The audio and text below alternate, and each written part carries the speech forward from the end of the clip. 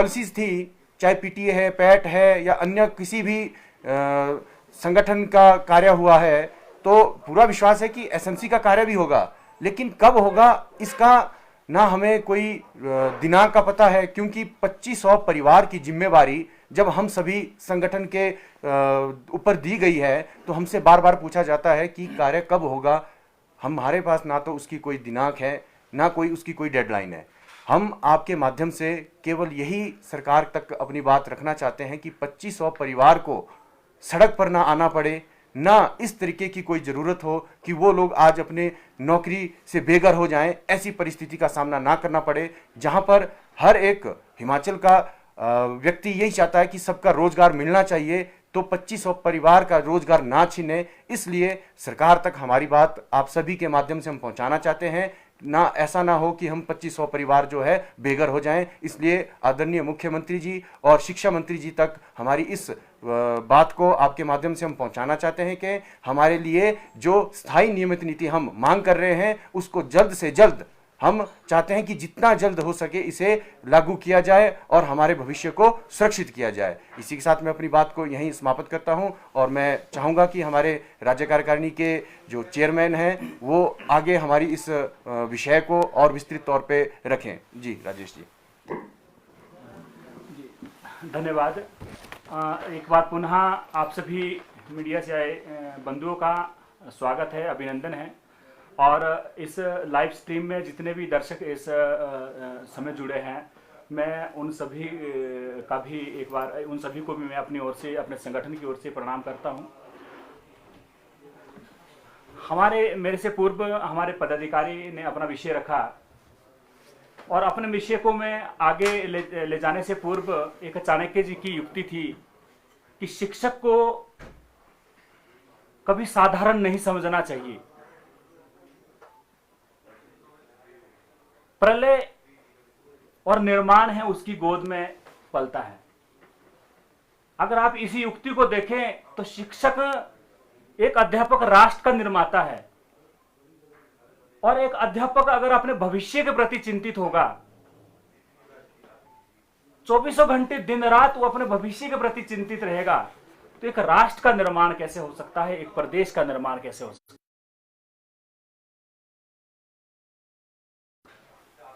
2012 से हिमाचल प्रदेश के दुर्गम क्षेत्र में आज तक जो अध्यापकों की नियुक्ति हुई है, उसमें 2555 एसएमसी अध्यापक ऐसे हैं जो निरंतर अपनी सेवाएं दे रहे हैं। आज की इस महंगाई के दौर पर कितनी बेरोजगारी है, कितनी महंगाई है। एक अगर कोई शिक्षक, अगर कोई अध्यापक इन विपरीत परिस्थितियों से ही जूझता रहेगा और अपने भविष्य के प्रति चिंतित रहेगा, तो राष्ट्र और प्रदेश किस ओर जा रहा है। और शिक्षकों का जो सम्मान है, जो अध्यापकों का जो सम्मान इस देश में, इस राष्ट्र में, इस प्रदेश में होना चाहिए, ये सोचने का विषय है। प्रेस वार्ता के माध्यम से आज हम सरकार के समक्ष, इससे पहले भी हम कई बार सरकार के समक्ष मिल चुके हैं। ऐसी कोई जगह नहीं होगी जहां मुख्यमंत्री जी गए हो और हमारा डेपुटेशन वहां ना मिला हो।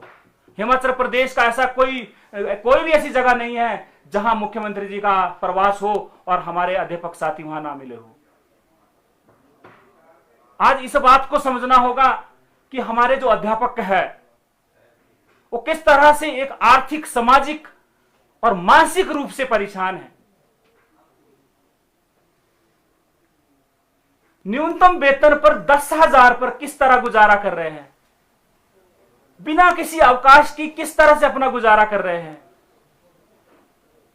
आर्थिक रूप से इतने पिछड़े हैं, इतना शोषण हो रहा है, और किस तरह से हम अपने समाज में, अपने परिवार में, अपने रिश्तेदारी में अपना जीवन यापन कर रहे हैं, इस बात को समझने की आवश्यकता है। जब घर से निकलते हैं तो घर वाले बोलते हैं क्या हो रहा तुम्हारा, एसएमसी वालों का कुछ नहीं हो रहा है। कभी न्यूज़पेपर के माध्यम से मिलते हैं एसएमसी वाले को खतरा। तो किस तरह से एक मानसिक परेशानी हमें झेलनी पड़ रही है। सरकारें आती है, जाती है, सरकारें आ रही है, जा रही है, पर ये 2-3 चीजें हैं उनको प्रमुखता से सोचनी होगी। आर्थिक परेशानी है, सामाजिक परेशानी है और हमारी मानसिक परेशानी है। बहुत से हमारे अध्यापक साथी ऐसे हैं जो मानसिक, इस आर्थिक परेशानी के कारण, सामाजिक परेशानी के कारण जो इस दुनिया में नहीं है।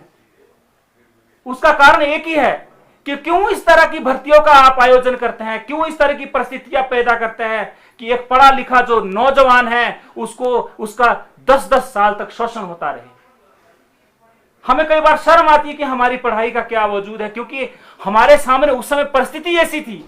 जिस समय हमारी भर्ती हुई उस समय हिमाचल सरकार ने परिस्थितियों के अनुसार जो पॉलिसी बनाई, उस परिस्थिति के अनुसार हमारी अपॉइंटमेंट हुई। हम अपनी मर्जी से घर से उठकर स्कूल नहीं गए, या कहीं हमने कोई जबरदस्ती किसी पर डाका नहीं डाला स्कूल में कि हमारे को आओ जी, हमारे को ले लो जी। पूरे प्रोसेस से, पूरे चैनल से हम जब लगे हैं, तो ये शोषण क्यों, किस बात के लिए शोषण, इस बात को समझना बहुत अति आवश्यक है।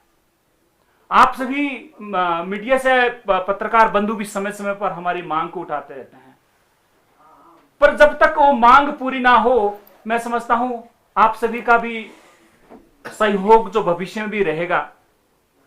और इस प्रेस वार्ता के माध्यम से आज 2555 अध्यापकों का जो दर्द है उसको बयां करना मेरा एक कर्तव्य है, क्योंकि हम प्रदेश स्तर की जिम्मेदारी हम सभी के दायित्व पर है, और अगर हम प्रमुखता से अपनी बात को ना रख पाए तो यह हमारे लिए भी एक प्रश्न चिन्ह खड़ा होता है।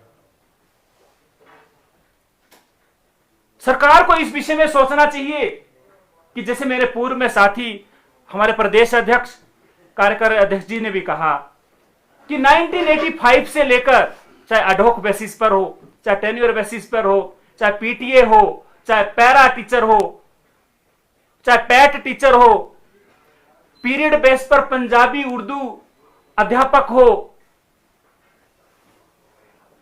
पॉलिटेक में जो आपके स्टूडेंट वेलफेयर फंड पर अध्यापक रखे गए थे, जब इन सब का कार्य हो सकता है हिमाचल प्रदेश के यशस्वी मुख्यमंत्री के द्वारा, तो 2555 जो मेरे अध्यापक बंधु है वो एक प्रश्न चिन्ह खड़ा कर रहे हैं कि हमारे में क्या कमी है।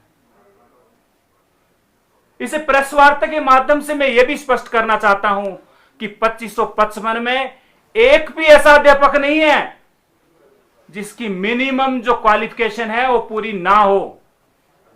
एक भी ऐसा अध्यापक नहीं है जिसकी 50% ना हो। एक भी मेरा कोई ऐसा अध्यापक बंधु नहीं है जिसका टेट क्वालिफाई ना हो। तो हमारे साथ अन्याय क्यों? यह बात मैं आपके माध्यम से प्रदेश की सरकार से पूछना चाहता हूं। यह 2555 अध्यापकों की आवाज है।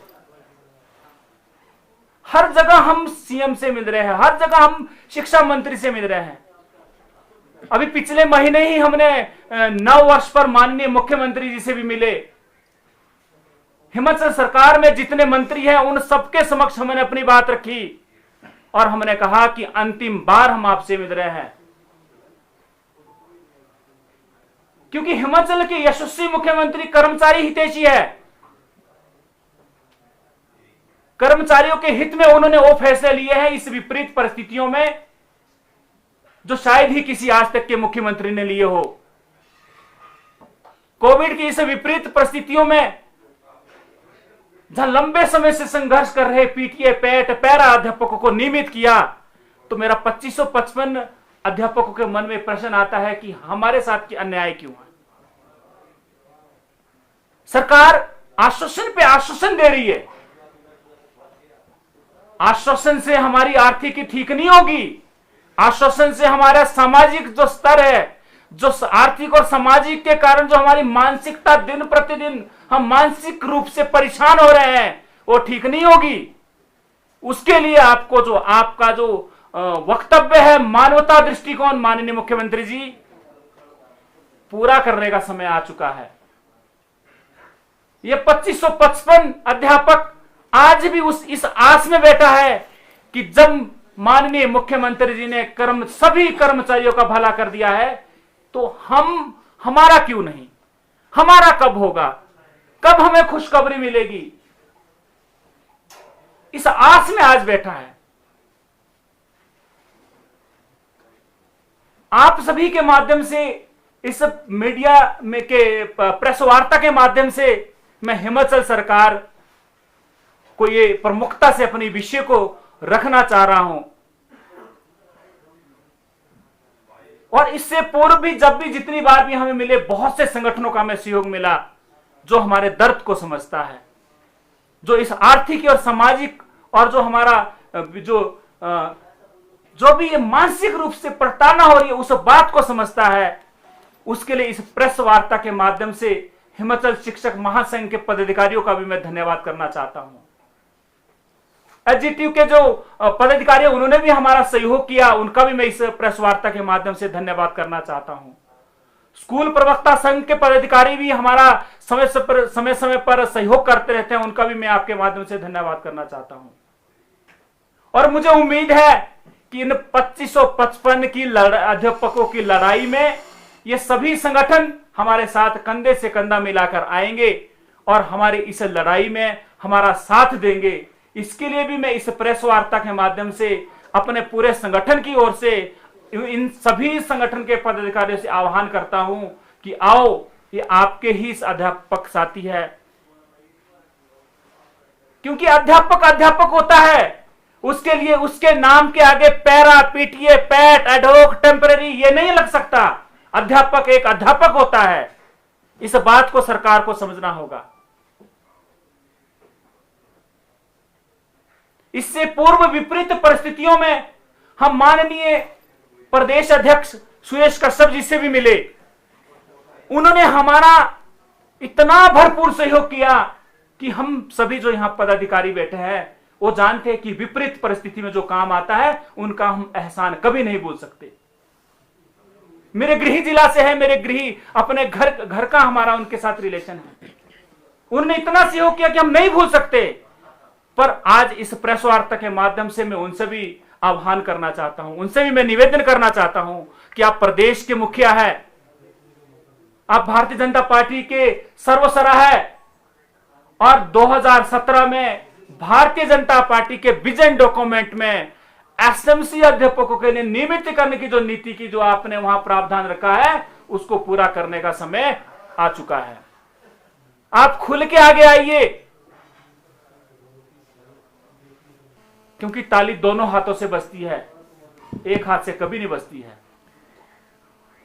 अगर मिशन रिपीट आप चाहते हैं तो आप खुल के आगे आइए और मैं 2555 अध्यापकों के परिवार की ओर से आपको विश्वास दिलाता हूं, माननीय मुख्यमंत्री जी को विश्वास दिलाता हूं कि आप एक कदम बढ़ाकर हमारे लिए नियमितीकरण का तोहफा दीजिए। हम जीवन भर आपके लिए आभारी रहेंगे और आपके साथ कंधे से कंधा मिलाकर चलेंगे। परंतु एक कदम आपको आगे आना पड़ेगा और आश्वासन नहीं चलेगा। आश्वासन से पेट नहीं भरता, आश्वासन से आर्थिक रूप से परेशान है वो ठीक नहीं हो रहा है। आश्वासन से हमारी जो सामाजिक रूप से हम दिन प्रतिदिन जो प्रताड़ित होते हैं वो ठीक नहीं हो रहा है। और जो हमारे साथ जो अन्याय और कुछ नहीं होगा, इससे आश्वासन से कुछ नहीं होता, बहुत हो गया।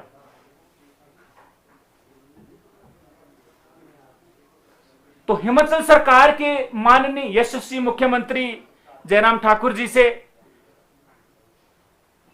माननीय शिक्षा मंत्री श्री गोविंद ठाकुर जी से और प्रदेश के अध्यक्ष भारतीय जनता पार्टी के प्रदेशाध्यक्ष श्री सुरेश कश्यप जी से 2555 अध्यापकों की ओर से मैं इतना ही आग्रह करना चाहता हूं, क्योंकि ये हमारा अधिकार है।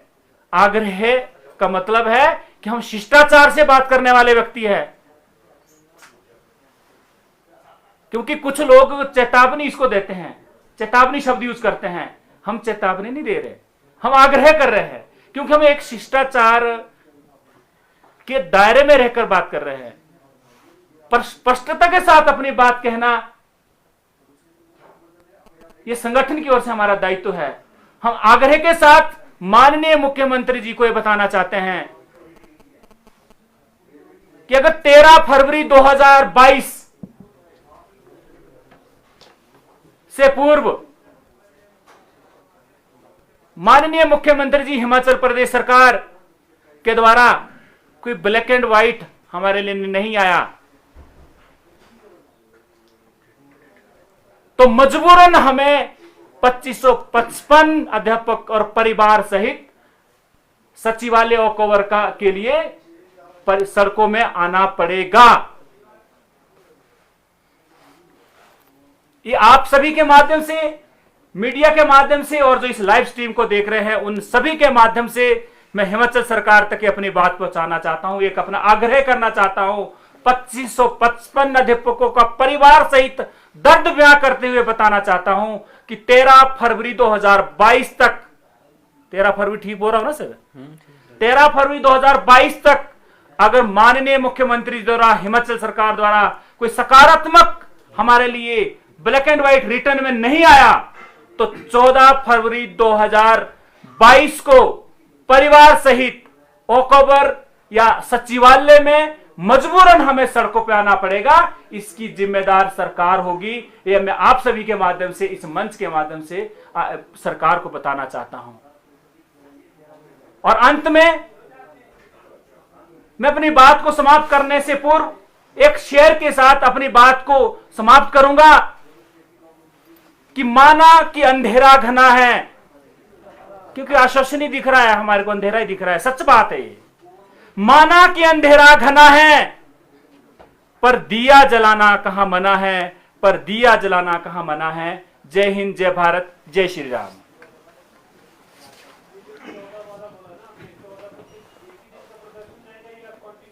हाँ जी, कैसे सर?